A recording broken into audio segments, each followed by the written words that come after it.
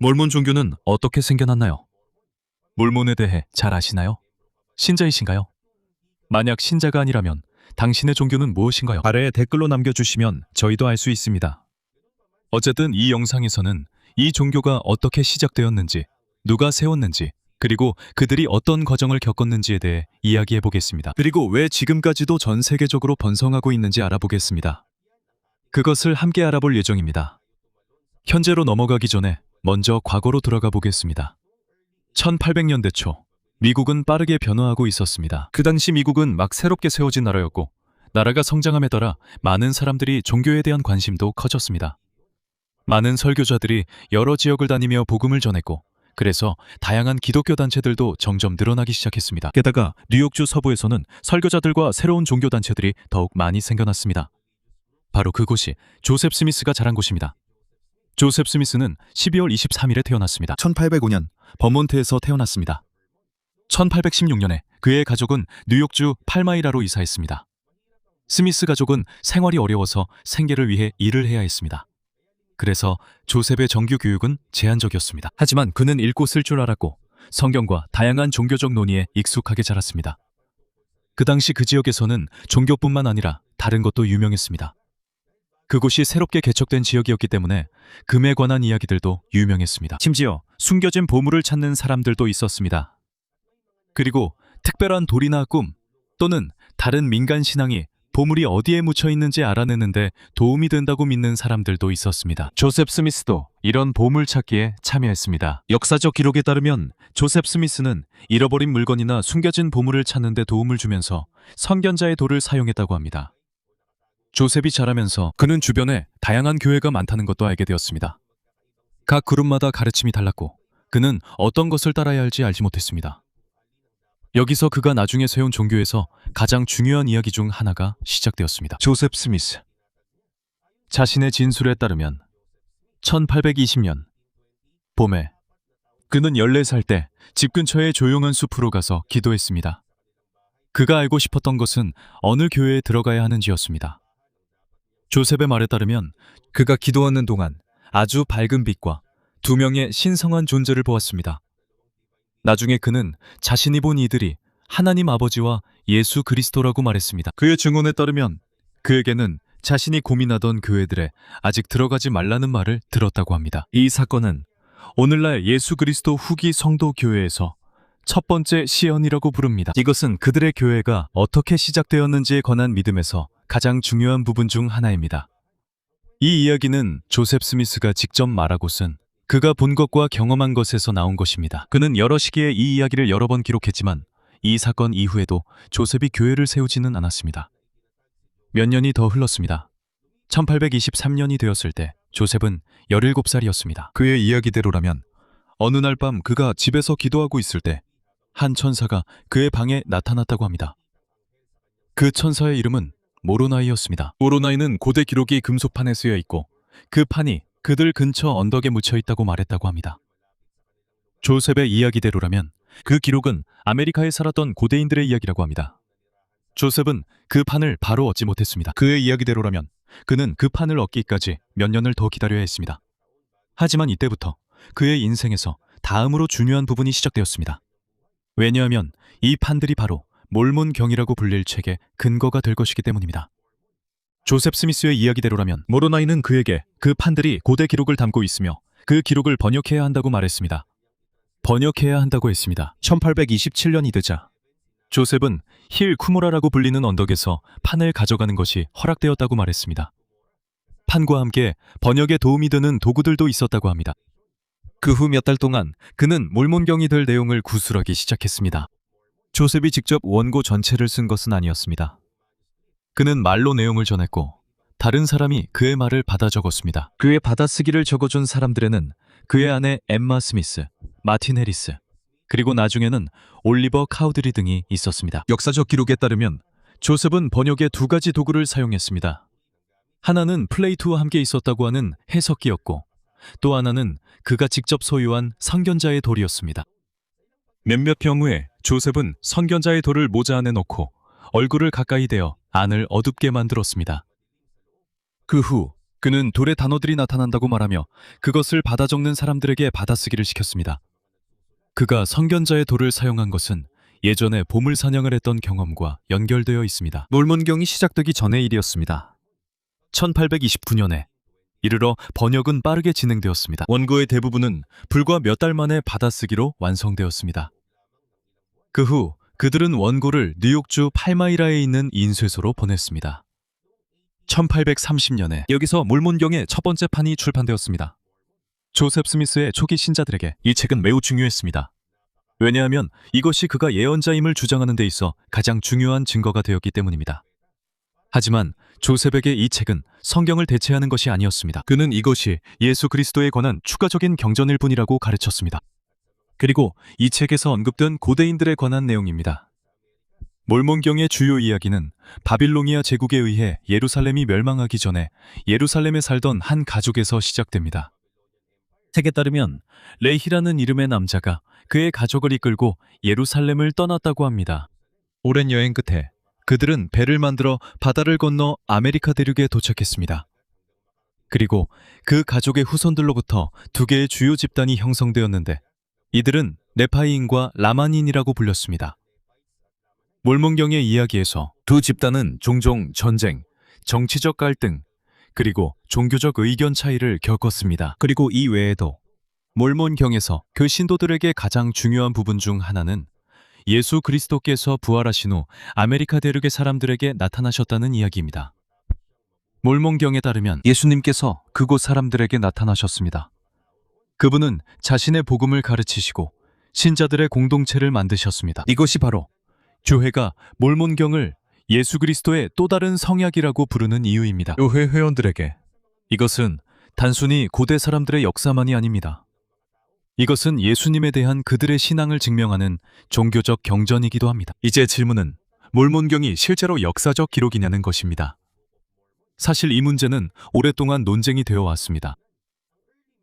초기 교회 회원들은 종종 아메리카 원주민들이 몰몬경에 묘사된 사람들의 직접적인 후손이라고 믿었습니다. 하지만 현재 몰몬경의 서문을 보면 라마나인들이라고 언급되어 있는 것을 볼 수 있습니다. 예루살렘에서 온 가족의 후손으로 묘사된 집단인 라마나인들이 아메리카 원주민의 조상 중 일부라고 나와 있습니다. 지금은 표현이 더 신중해졌습니다. 예전에는 라마나인들이 아메리카 원주민의 주요 조상이라고 말하는 것 같았지만 이제는 그들이 조상 중 일부라고만 언급하고 있습니다. 이제 신자들에게는 믿음이 그들이 몰몬경을 경전으로 받아들이는 주된 근거입니다. 한편 역사가들, 고고학자들, 그리고 유전학 연구자들은 아메리카 대륙의 고대 인구의 기원에 대한 주장들을 계속해서 연구하고 있습니다. 그래서 두 가지를 구분하는 것이 중요합니다. 교회의 신앙에 따른 이야기와 역사가들과 과학 연구가 여전히 검토하고 있는 문제들입니다. 하지만 책의 기원에 대한 믿음이 무엇이든 이것이 조셉 스미스에게 미친 영향은 분명합니다. 그는 원래 뉴욕 출신의 보물 사냥으로도 알려진 평범한 젊은 농부에 불과했습니다. 그러나 몰몬경이 출판된 후 그는 종교 지도자로 알려지기 시작했습니다. 그리고 여기서 그는 더 이상 단순히 책만 만드는 것이 아니었습니다. 그의 다음 단계는 자신의 교회를 세우고 새로운 예언이 있다고 믿는 사람들을 모으는 것이었습니다. 그리고 미국에 새롭게 등장한 경전도 있었습니다. 그리고 바로 여기까지 오게 된 것입니다. 1830년에 이르러 조셉 스미스는 이제 몰몬경을 가지고 있었고 그를 믿는 사람들이 점점 늘어나기 시작했습니다. 그의 추종자들에게 몰몬경은 그가 정말로 하나님께서 부르신 예언자라는 증거였습니다. 그래서 4월 6일 1830년 조셉과 그의 추종자들은 뉴욕주 페이앳에 모여 공식적으로 그들의 교회를 설립했습니다. 처음에는 그리스도의 교회라고 불렀습니다. 이때부터 조셉은 몰몬경뿐만 아니라 다른 것들도 가르치기 시작했습니다. 그는 계속해서 계시, 즉 자신이 하나님으로부터 받았다고 말하는 메시지들을 전했습니다. 시간이 지나면서 그들의 공동체에는 독특한 신앙들이 많이 생겨났습니다. 가장 중요한 것 중 하나는 그들이 복원이라고 부르는 것에 대한 믿음입니다. 그들의 신앙에 따르면 예수와 그의 사도들이 죽은 후 교회를 이끌 올바른 권세가 사라졌다고 합니다. 그래서 그들은 하나님께서 이 권세를 조셉 스미스에게 다시 주셔서 예수님의 참된 교회를 회복하셨다고 믿습니다. 이 시기를 그들은 대배도라고 부릅니다. 그래서 후기 성도들에게는 예수님의 재림 전에 이것이 반드시 회복되어야 한다고 믿습니다. 조셉 스미스에 따르면 이 회복의 일부는 신권 권세, 즉 하나님의 이름으로 종교의식을 집행하고 인도할 수 있는 권세의 회복입니다. 그는 이렇게 말했습니다. 조셉 스미스와 올리버 카우드리에게 요한 세례자가 나타나 신권의 한 부분을 주었다고 합니다. 그들의 증언에 따르면 이후에 사도 베드로 등도 나타났다고 합니다. 베드로와 야고보와 요한이 나타나 그들에게 더 높은 신권 권세를 주었습니다. 이로 인해 조셉과 그의 추종자들은 자신들의 교회가 예수님이 옛날에 세우신 교회를 이어간다고 믿었습니다. 하지만 1830년에는 아직 LDS의 모든 가르침이 완전히 갖추어지지 않았습니다. 그들의 많은 신앙은 조셉 스미스가 이후 몇 년 동안 가르쳤습니다. 또한 조셉 스미스의 많은 교리는 시간이 지나면서 추가되고 변화되었습니다. 이후 몇 년 동안 그는 우리가 태어나기 전에 했던 삶에 대한 더 넓은 이야기를 가르쳤고 이 세상에서의 삶의 목적과 죽음 이후에 일어날 수 있는 일들에 대해서도 가르쳤습니다. 현대 후기 성도들의 신앙에서 사람들은 하늘 부모님의 영적 자녀들이며 육체를 얻고 배우고 선택하며 성장하기 위해 이 세상에 태어났다고 합니다. 또한 예수 그리스도를 통해 사람은 하나님의 임재로 돌아가 하늘 아버지와 같이 될 수 있다고 합니다. 하지만 조셉 스미스에게는 단순히 새로운 교회를 세우는 것만으로는 충분하지 않았습니다. 그는 신자들을 한 곳에 모아 예수님의 재림을 준비하는 공동체를 만들어야 한다고 믿었습니다. 이 아이디어를 그들은 시온이라고 불렀습니다. 1830년 말 조셉은 계시를 받아 회원들이 오하이오로 이주해야 한다고 말했다고 했습니다. 그래서 1831년 초에 조셉과 그의 많은 추종자들은 오하이오주 커틀랜드로 이주했습니다. 이곳에서 운동은 더 빠르게 성장했습니다. 새로운 개종자들이 합류하면서 교회는 점점 더 조직적으로 변해갔습니다. 하지만 조셉에게 오하이오는 최종 목적지가 아니었습니다. 그는 시온, 즉 뉴 예루살렘이 어디에 세워질지 알고 싶어 했습니다. 그곳은 그들의 공동체와 재림을 준비하는 데 중요한 장소가 될 것이라고 믿었습니다. 1831년 여름이 되자 조셉은 몇몇 교회 지도자들과 함께 미주리로 여행을 떠났습니다. 잭슨 카운티에 도착하자 조셉은 계시를 받았다고 말하며 미주리 인디펜던스가 시온의 중심지가 될 것이라고 했습니다. 그의 추종자들에게 이것은 매우 중요한 일이었습니다. 이제 시온은 더 이상 단순한 개념이 아니었습니다. 이로 인해 그들은 실제로 모일 장소, 땅을 사고 집을 짓고 새로운 종교 공동체를 만들 계획을 세울 수 있게 되었습니다.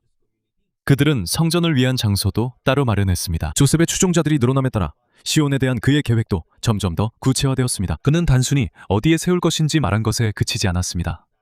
교회 지도부는 이를 위해 상세한 도시 계획도 세웠습니다. 거리, 블록, 그리고 성전을 위한 장소까지 포함되어 있었습니다. 1833년에 그들은 시온 도시의 평면도라는 것을 만들었습니다. 이것은 그들이 새로운 도시를 어떻게 설계하고 싶은지 보여주는 도면이었습니다. 조셉 스미스와 그의 추종자들의 생각에는 그들이 만들고자 했던 도시는 평범한 도시가 아니었습니다. 그들이 원했던 것은 시온이 종교 공동체가 되는 것이었습니다. 신자들이 함께 모여 신앙에 따라 살고 예수님의 재림을 준비하는 곳이었습니다. 이와 동시에 조셉의 가르침도 계속해서 늘어나고 있었습니다. 1832년 2월 조셉 스미스와 시드니 리그던은 사람들이 죽은 후에 일어날 일에 대한 환상을 다시 보았다고 말했습니다. 여기서 그들은 영광의 왕국들이라고 불리는 것을 가르쳤습니다. 그들에게 있어서 모든 사람을 기다리고 있는 것은 단순히 천국과 지옥뿐만이 아닙니다. 사람과 하나님, 그리고 예수 그리스도와의 관계에 따라 다양한 수준의 영광이 있다고 했습니다. 하지만 조셉의 가르침이 확산되고 그의 추종자들이 늘어나면서 그들에 대한 반대도 커졌습니다. 1832년 3월 오하이오주 히람에서 한 무리의 남자들이 조셉이 살고 있던 집에 들어와서 그를 밖으로 끌어내고 구타한 뒤 타르와 기터를 뒤집어 씌웠습니다. 시드니 리그던도 공격을 당했습니다. 하지만 여기서 그 운동은 끝나지 않았습니다. 조셉은 계속해서 지도자로 남았습니다. 많은 신도들이 시온이 세워질 곳이라고 믿었던 잭슨 카운티로 계속 이주했습니다.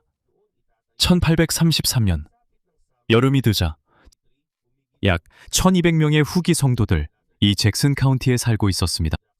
잭슨 카운티의 후기 성도들이 점점 많아지자 그곳에 살던 지역 주민들이 걱정하기 시작했습니다. 그들은 이 그룹이 너무 많아져서 정치, 사업, 그리고 지역의 결정에 큰 영향을 미칠까봐 두려워했습니다.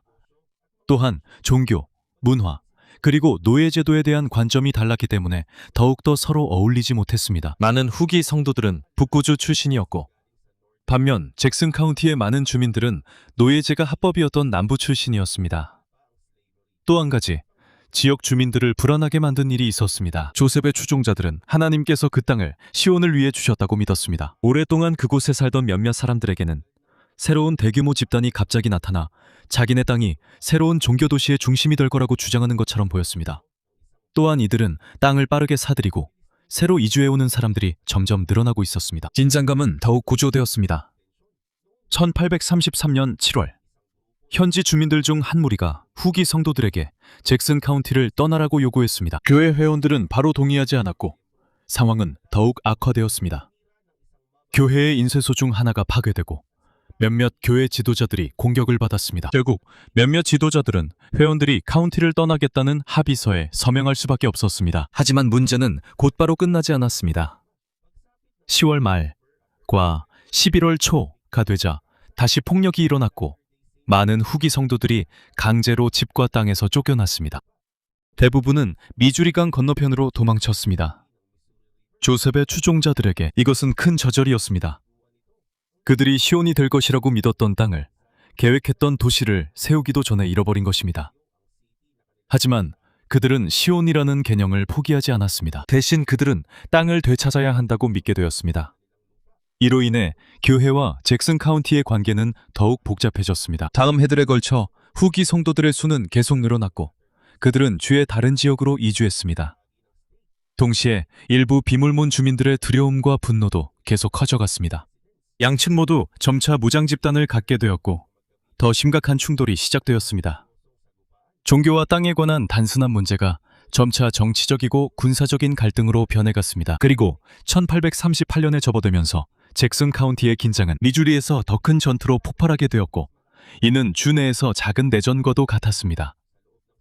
1838년에 이르러 미주리에서의 갈등은 완전히 폭발했습니다. 몇몇 후기 성도들과 지역 주민들 그리고 주 민병대 사이에 무장 충돌이 일어났습니다. 이로 인해 10월 27일 1838년 미주리 주지사 릴번 보구스는 몰몬들을 적으로 간주하고 주에서 추방해야 한다는 명령을 내렸습니다. 이 명령과 계속되는 폭력 때문에 수천 명의 후기 성도들이 미주리를 떠났습니다. 그들은 일리노이로 도망쳤습니다. 그곳에서 그들은 미시시피 강가의 땅을 사서 나부라는 새로운 도시를 세웠습니다. 일리노이 주 정부는 나부에 시 헌장을 부여하여 자체 지방정부, 법원, 민병대를 갖게 했습니다. 이로 인해 조셉 스미스의 추종자들은 다시 한번 큰 종교 공동체를 만들 기회를 갖게 되었습니다. 나부는 빠르게 성장했습니다. 교회는 계속해서 미국의 다른 지역과 유럽에 선교사들을 파견했습니다. 영국과 다른 지역에서 많은 새로운 개종자들이 나부로 이주해 공동체에 합류했습니다. 도시가 점점 강해지면서 조셉 스미스의 권력도 점점 커졌습니다. 그는 나부의 시장이자 교회의 지도자였고 나부의 지역 민병대인 나부 군단의 사령관이었습니다. 하지만 나부에서 그의 인생에서 가장 논란이 많은 부분 중 하나가 시작되었습니다. 조셉 스미스는 복수 결혼, 즉 한 명 이상의 아내를 두는 관행을 시작했습니다. 처음에는 비밀리에 이루어졌고 일부 교회 지도자들만이 이 사실을 알고 있었습니다. 역사 기록에 따르면 그리고 현재 교회에서도 인정하는 바와 같이 조셉 스미스는 여러 명의 복수 아내를 두었습니다. 정확한 숫자는 확실하지 않지만 역사가들은 그 수가 상당했을 것으로 추정합니다. 이 여성들 중 일부는 이미 다른 남성과 결혼한 상태에서 조셉과 결혼했습니다. 조셉을 믿는 사람들에게는 복수 결혼은 그가 하나님으로부터 받았다고 말한 계시의 일부였습니다. 하지만 다른 신도들에게는 이것을 받아들이기가 매우 어려웠습니다. 이 관행이 비밀리에 이루어졌기 때문에 이 사실을 조셉의 옛 동료들이 알게 되면서 큰 문제가 발생했습니다. 이런 일이 벌어지는 동안 그의 정치적 역할도 점점 커졌습니다. 1844년 조셉 스미스는 미국 대통령 후보로 출마하기도 했습니다. 그가 당선될 가능성은 적었지만 이를 통해 그는 더 이상 종교만 이끄는 인물이 아님을 보여주었습니다. 그는 도시도 가지고 있었고 많은 추종자들도 있었습니다. 자신만의 민병대와 점점 커지는 정치적 영향력도 있었습니다. 그 후 조셉을 완전히 몰락시킬 문제가 찾아왔습니다. 조셉의 전 신도들과 비평가들로 이루어진 한 그룹이 나보 익스포지터라는 신문을 만들었습니다. 1844년 6월에 나온 첫 번째 호에서 그들은 조셉 스미스의 지도력, 복수결혼, 그리고 나우부에서 종교와 정치 권력이 뒤섞인 점을 비판했습니다. 시장으로서 조셉은 나우부 시의회와 회의를 가졌습니다. 시의회는 그 신문과 인쇄기를 공공의 폐해이라고 선언했습니다. 그 후 조셉은 시 집행관에게 인쇄기와 신문 사본을 파괴하라고 명령했습니다. 그 명령은 1844년 6월 10일에 실행되었습니다. 이것은 매우 큰 문제가 되었는데 더 이상 단순한 종교적 의견 차이의 문제가 아니었습니다. 인쇄기를 파괴한 일은 법적이고 정치적인 위기를 초래했습니다. 조셉과 그의 몇몇 동료들은 폭동 혐의로 체포되었습니다. 긴장이 고조되자 조셉은 노보에서 계엄령을 선포하고 민병대를 동원했습니다. 결국 그는 일리노이주에 대한 반역죄라는 더 무거운 혐의로 기소되었습니다. 조셉은 당국에 자수하여 그의 형 하이럼과 몇몇 동료들과 함께 카디지 감옥으로 이송되었습니다. 1844년 6월 27일 무장한 폭도들이 감옥을 습격했습니다. 그 남자들은 2층으로 올라가 조셉과 하이럼이 있던 방에 총을 쏘기 시작했습니다. 하이럼은 사망했습니다. 조셉은 작은 권총을 가지고 있었고 그들 스스로를 방어하려 애쓰며 총을 쏘기도 했습니다. 그 후 조셉은 창문으로 다가갔습니다. 그는 총에 맞아 2층에서 떨어졌습니다. 조셉 스미스는 38세의 나이로 사망했습니다. 그의 교회가 설립된 지 불과 14년 만에 조셉 스미스는 종교운동을 일으켰고 새로운 경전을 발표했습니다. 여러 공동체를 설립하고 수천 명의 추종자를 끌어모았습니다. 그러나 그가 죽자 교회는 갑자기 창립자이자 주요 지도자를 잃게 되었습니다. 조셉 스미스가 1844년 6월 27일에 죽은 후 그가 시작한 운동은 끝나지 않았습니다. 대신 회원들은 곧바로 큰 질문에 직면했습니다. 누가 그의 뒤를 이을 것인가? 조셉이 죽기 전에 명확한 단일 후계자가 정해지지 않았습니다. 그리고 그의 형 하이럼도, 그의 뒤를 이을 수 있었던 중요한 지도자였던 그의 형제 하이럼도 카시지 감옥에서 함께 죽임을 당했습니다. 이로 인해 여러 교회 지도자들이 각자 리더십을 주장하게 되었습니다. 결국 나보에 있던 대부분의 신도들은 브리검 영이 이끄는 12사도 정원회를 따랐습니다. 그러나 일부 그룹은 분리되어 다른 지도자들을 따랐습니다. 많은 신도들에게 조셉 스미스의 죽음이 그들의 신앙을 무너뜨리지 않았습니다. 오히려 조셉을 자신의 종교를 위해 목숨을 바친 예언자로 더욱 보게 되었습니다. 오늘날까지도 조셉 스미스는 예수 그리스도 후기 성도교회에서 매우 중요한 인물로 남아 있습니다. 신도들에게 그는 하나님께서 부르신 예언자, 즉 참된 교회를 회복하고 몰몬경을 내놓으며 그들이 회복이라고 부르는 일을 시작한 예언자입니다. 하지만 역사적인 관점에서는 그의 이야기가 더 복잡합니다. 조셉은 실제로 제한된 공식 교육만 받은 어린 농부로 시작했습니다. 그가 보물 사냥과 선견석 사용에 참여했다는 것도 사실입니다. 그 후 그는 자신이 환상과 계시를 받았다고 말했고 몰몬경을 출간했으며 교회를 세우고 새로운 공동체를 설립했으며 수천 명의 추종자를 얻게 되었습니다. 불과 몇 년 만에 뉴욕의 작은 집단에서 그의 교회는 거대한 종교운동으로 성장했습니다. 그래서 사람마다 조셉 스미스에 대한 시각은 다르지만 그가 미국 종교 역사에 큰 영향을 끼쳤다는 것은 분명합니다. 신자들에게는 그는 예언자입니다. 비평가들에게는 그의 주장과 행동 중 많은 부분이 신중하게 검토되어야 한다고 봅니다. 특히 복수결혼, 정치적 권력, 그리고 나보에서 민병대 사용 등이 그렇습니다. 역사가들에게는 종교적 주장과 기록 및 문서로 입증할 수 있는 사건들을 구분하는 것이 중요합니다. 조셉이 남긴 가장 중요한 유산 중 하나는 시온이라는 개념입니다. 그가 미주리에서 세우고자 했던 시온은 실현되지 않았고 그의 추종자들에게 나보 역시 영구적인 거처가 되지 못했습니다. 그의 사망 이후에도 일리노이에서는 긴장이 계속되었습니다. 그래서 브리검 영의 지도 아래 후기 성도들의 가장 큰 집단이 그들의 적들로부터 더 멀리 떨어진 곳을 찾아 떠나기로 결정했습니다. 1846년에 그들은 북아메리카 서부로 여행을 시작했습니다. 그리고 1847년 7월 첫 번째 대규모 집단이 현재 유타주에 해당하는 솔트레이크 밸리에 도착했습니다. 그곳에서 그들은 큰 종교 공동체를 세우겠다는 꿈을 이어갔습니다. 브리검령의 지도 아래 조셉 스미스가 시작한 운동은 더욱 커지게 됩니다. 그래서 조셉 스미스 이야기에서 가장 중요한 것은 그가 말한 모든 환상이나 종교적 주장이 사실인지 아닌지가 아닙니다. 그런 것들은 신앙과 믿음의 일부로 일반적인 역사 기록으로는 증명할 수 없는 것들입니다. 역사에서 분명한 것은 그 결과입니다. 조셉 스미스는 단 38년의 삶 동안 창시자가 살해당했음에도 살아남은 새로운 종교운동을 만들어냈습니다. 그는 몰몬경과 새로운 종교적 가르침을 남겼습니다. 조직된 교회와 자신의 신앙을 이어가기 위해 집을 떠날 준비가 된 신도들도 남겼습니다. 그리고 조셉 스미스가 죽었을 때 그의 이야기는 끝나지 않았습니다. 그가 남긴 운동이 계속 이어졌습니다. 서쪽으로 이동했고 결국 전 세계 여러 지역에 퍼진 종교가 되었습니다.